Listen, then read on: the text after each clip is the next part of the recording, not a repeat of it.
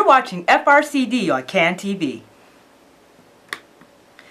Family Resource Center on Disabilities is the Region 1 Parent Training and Information Center of Illinois. You can reach us at 312-939-3513 or email us at info@frcd.org. Visit our website at www.frcd.org and follow us on Twitter at FRCDPTI. You can also subscribe to our YouTube page at FRCD1231, and we encourage you to like us on Facebook. Family Resource Center on Disabilities is not a law firm or legal service agency. Family Resource Center on Disabilities will not provide any type of services that may be construed as practicing law, including but not limited to giving legal advice, drafting legal documents, or representing families in any type of legal proceedings. Hi, my name is Paula Wills, and you're watching FRCD on CAN TV, where we discuss special education, parent advocacy, and resources for families of children with disabilities. And today, I am happy to welcome back Zabita Pasha, parent trainer, bilingual parent trainer from Family Resource Center on Disabilities. Hi, Zabita. Hi, Paula. Thank you for inviting me. Glad to have you back. So, previously, we have discussed the IEP process, our individual education program. And today we're going to continue that discussion by discussing the actual IEP meeting itself. And here to help us answer these questions is Zabita. So, Zabita, could you talk about, first of all, what is an IEP team? Why do we need one? Okay, let me backtrack just for a minute to remind the viewers on what we have discussed. We have discussed the evaluation, and we have discussed, the next step is the eligibility, and during that process, the IEP team will be formed. The IEP team are the people who are going to develop the individualized education program for the student who are eligible to receive special education. So the IEP team, most importantly, will include the student if it is appropriate, and definitely the parent. Okay, the student, why? Because if they are able to express themselves and their concern, it would be greater. Here is my spiel on that: is nothing about us without us. When we have the student and the concerns are coming from them directly, it is very important. It's great.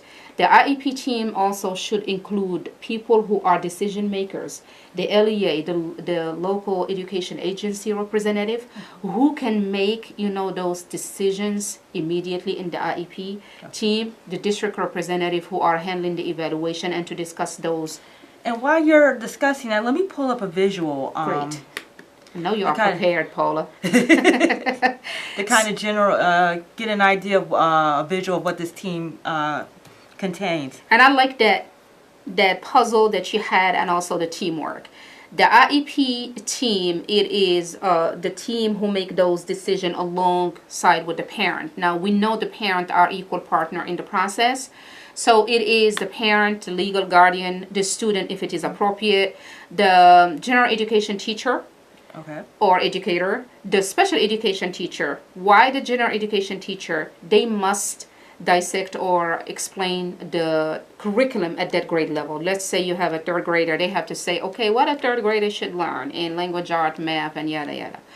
Other people with expertise in special education. If you have a friend who knows about special education, please take that friend. So let's talk about that. People with additional expertise about the student. So, that can get kind of confusing, because one of the books that we do recommend to parents to better understand the special education process is The Educational Rights and Responsibilities, Understanding Special Education in Illinois. And one of the things they talk about in this book are basically what you just said, are members of the IEP team. But could you kind of give us a little more clarification by what they mean by specialized or expertise on the student?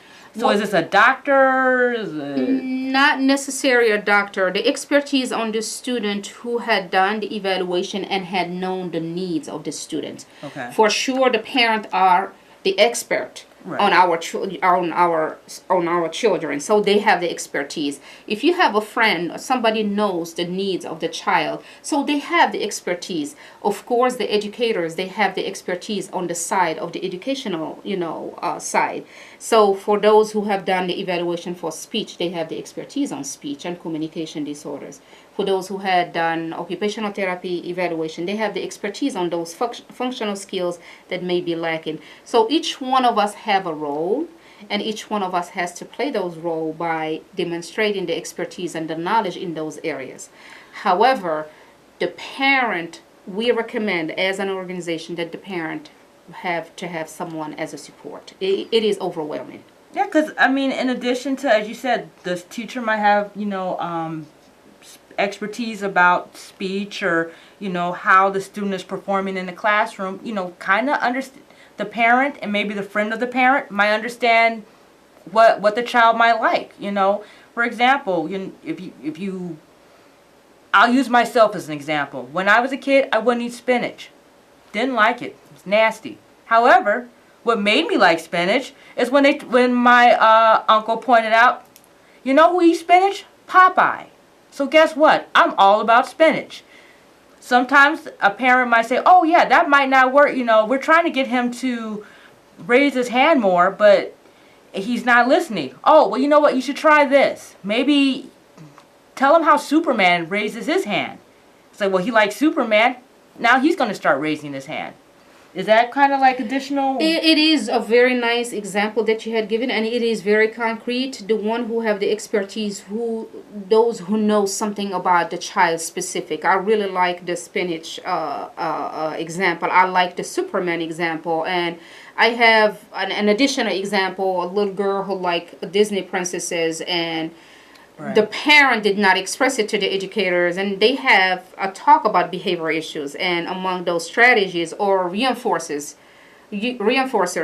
were to give her a doll or a token. Okay. And the neighbor was there, and she says, what about those Disney princess characters? Do you have something? Exactly. Character, and that made a little bit of difference in the conversation. So that's a team work and a conversation, give and take and brainstorming. Everybody Right. has a role, but we need those people who make the decision. There is the LEA, like I said, the local education agency, and the SEA, the state education agency, depending on where the parent live. Here in Chicago, we have the LEA is the case manager.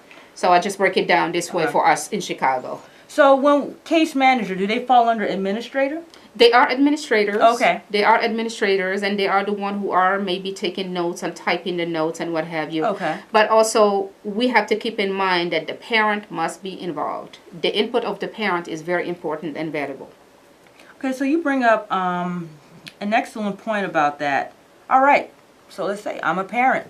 I'm at the IEP meeting. What do I do besides sign stuff? What should I be doing at this meeting?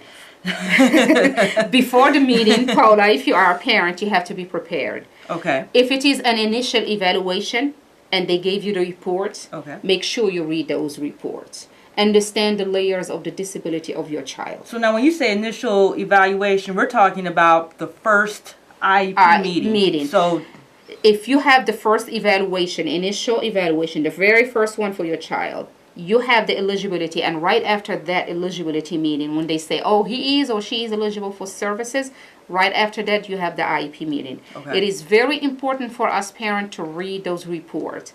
If it is, the second or third meeting for your child or even the 10th, keep reading the IEPs that you had before you come to the meeting. Okay. Definitely will recommend to read all the records. Request the records before you go to the IEP meeting. It will help you with some information that maybe it's in your head, but when you see it, it will make a whole lot of difference.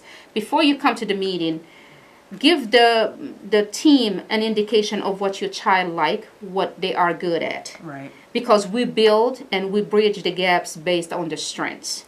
And you bring up another excellent point. Another resource that I strongly suggest for parents is the Illinois Student Records Keeper. This is basically a book you can download, or if you attend one of FRCD trainings, we have some copies at our office. and basically you can take a lot of notes about your child that you can share at an IEP meeting and have it compiled in one space. I really like that you are very prepared for this show. That is a very good tool. And look at Paula, she's prepared. And we want all our parents, when they go to the meetings, they must be prepared. This is a very nice tool to keep track on your child's progress.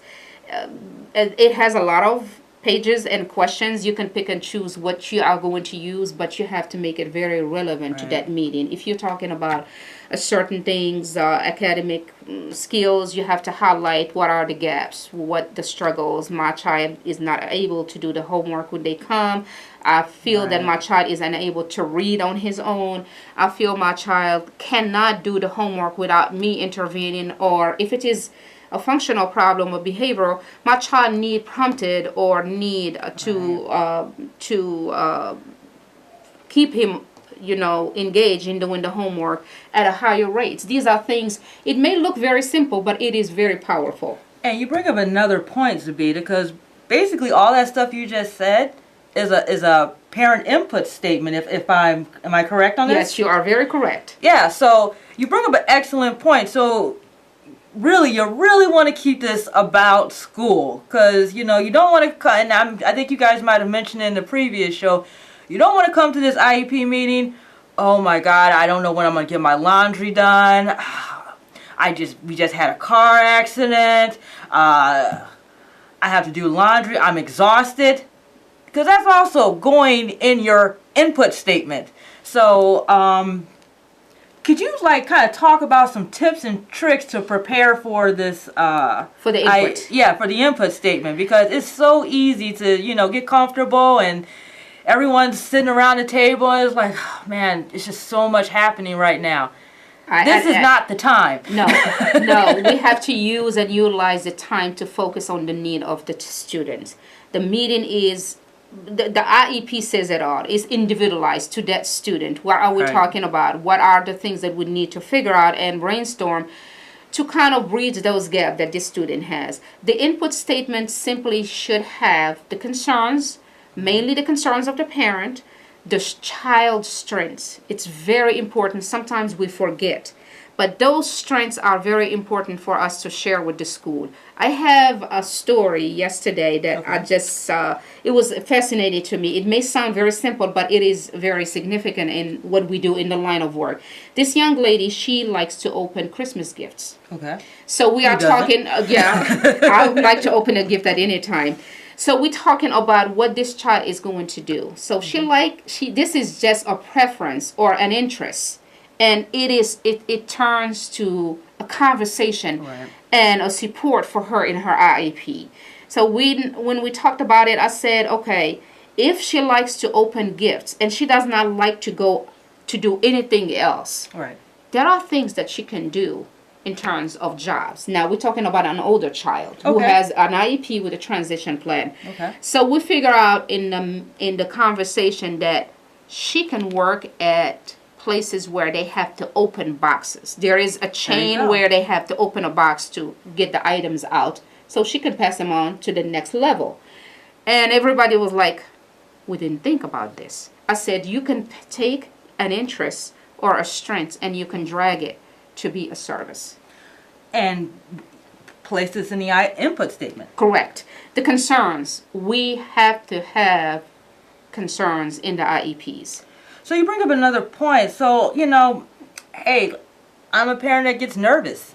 Can I prepare? Do I have to do my input statement there? Can I pre-write it, or It is preferable. I am a visual person. I like mine to be written and in front of me. The reason B is like what you said. We can deviate and talk about something different than the IEP. The purpose of the meeting, it is the individualized education program. So we have to focus on those things. The input statement should also, I want to go back to it for just a minute, should highlight the needs of the child. Okay. Beside the strengths, what are the things that the child is struggling with? That is very important. So the input statement can have bullet points. These are my concerns. These are the things that my child is good at, and these are the things that he is struggling with. So I like a visual. I take mine with me in my hand. I also recommend to parents to send it to the teachers and brainstorm ahead of time. But it depends on the situation. Each family, as you may know, that we serve is unique. Right, absolutely. And we have to kind of go with that uniqueness of the issues that they are dealing with. Absolutely. And, sometimes some IEP teams are, easier to work with than others. So it really depends on that situation. But I'm going to take this time to do a shameless plug for Family Resource Center on Disabilities. So we've discussed input statements.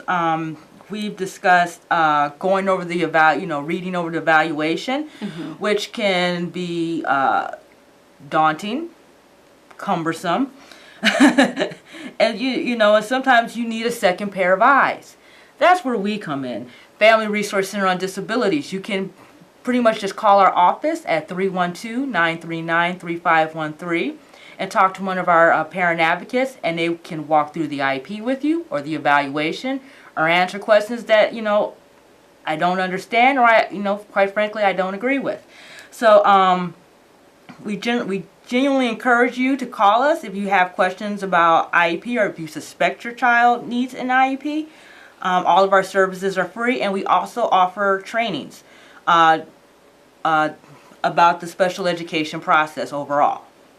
And about the right of the parents. Absolutely. Parents who have children with disabilities, they need to understand their rights. So it will help them to better navigate the special education process, because like you said, it is daunting, it is stressful. And some families, they may not only have one child with a disability, they may have 2 or 3, and that is really, really stressful. So when you come to us and attend those workshops, definitely will know your rights. And once you have that clear picture on what my rights are, then you will have a better, handling of the situation, because Absolutely. IEPs and all of this, sometimes they don't come easy. They have their ups and downs, and we need to understand how to navigate. And that's what Family Resource Center really help with, the workshops, the phone calls that we get, or even in-person meeting with the parent to help them. Yeah, because your whole life is not the IEP. I mean, there's work, other children, just family stuff. So, it's okay to ask for help. But also, I kind of want to transition into is, we like to come from a positive place, when we talk about, teamwork and the special education process, and, we're all supposed to work together, but, sometimes people disagree and things just don't go that way, and, there's budget issues. So for a parent who may find themselves in a hostile situation, what is the best way to kind of communicate with the team when you may not personally may not like some of the members on the team? Well, there are a couple of things. The first thing, if I feel I am in a hostile environment with the team, I will request to reconvene the meeting. This is me. Okay. Personally, I will say, okay, we can talk about this another time. If there are team members that may have some things that may not look to us appropriate at the meeting, they can be excused as long as they give us the reports. They can be excused.